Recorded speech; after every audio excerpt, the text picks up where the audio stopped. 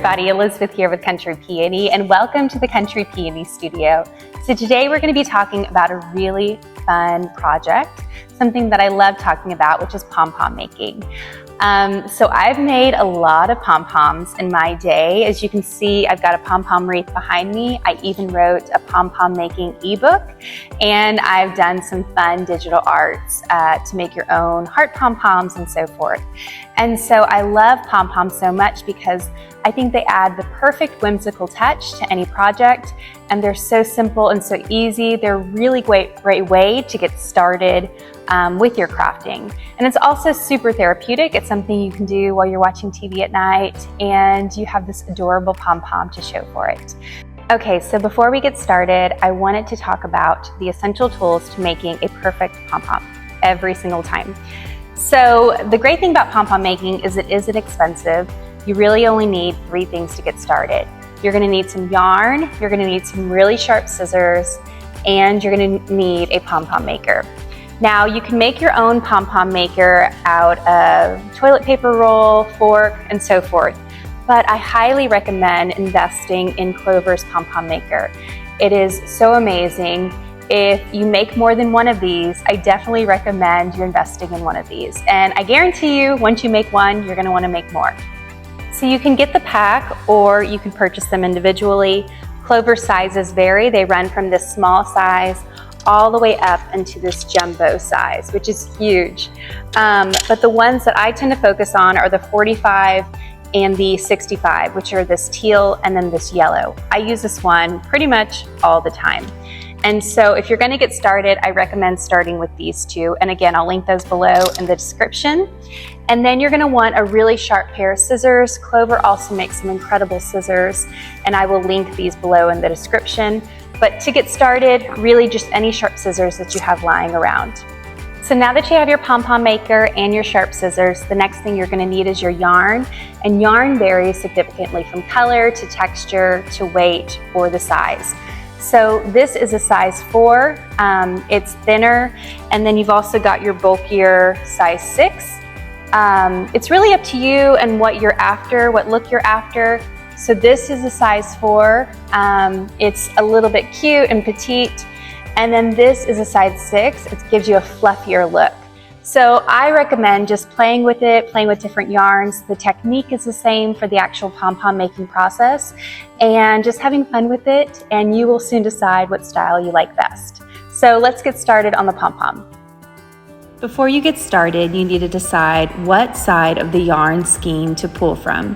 You can either pull from the outside by unraveling it, or you can find the piece of yarn that's on the inside and start pulling from it. That is my preferred method, as it is neater.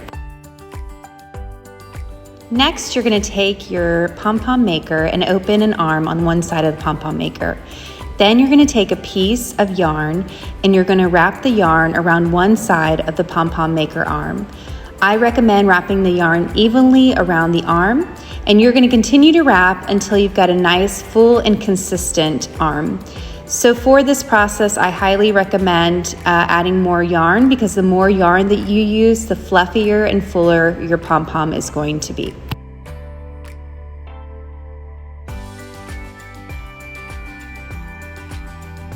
Once you've added enough yarn to the pom pom maker arm, you're going to close that pom pom maker arm, and then you're going to cut that yarn.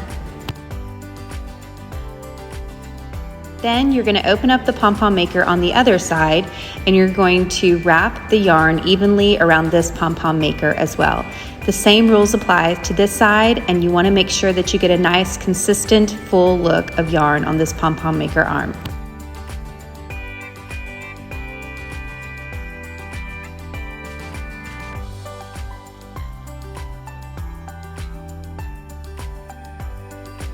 Once you've added enough yarn, close the pom pom maker arm and then trim this side as well.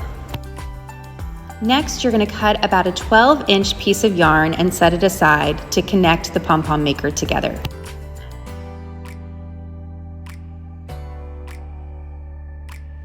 The next step is to ensure that both pom pom arms are closed, and follow the pom pom maker line in the middle and cut the yarn all the way through and around. Make sure that the yarn is cut all the way around so that your string can go through to create the pom-pom later. Then take the pre-cut piece of yarn and double knot it along the pom-pom maker cut lines. Once you knot it on one side, I highly recommend you pulling it over to the other side and double knotting it. This will ensure that your pom-pom is 100% secure.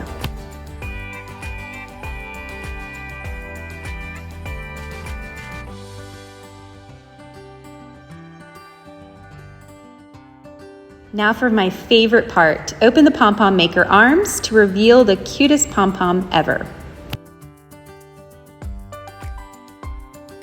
Now it is time to fine-tune and give your pom-pom a little trim.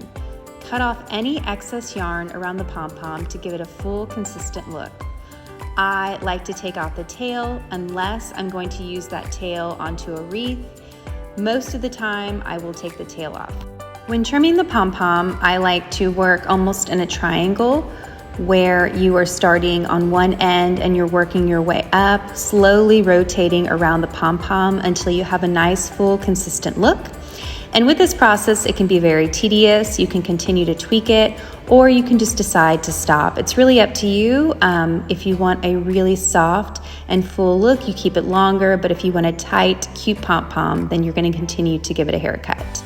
I kind of like to work in between. I like a little bit of softness, but I also like it to look well put together. So my pom-poms tend to be about medium. But it is all up to you and what style you are after. Just have fun with it.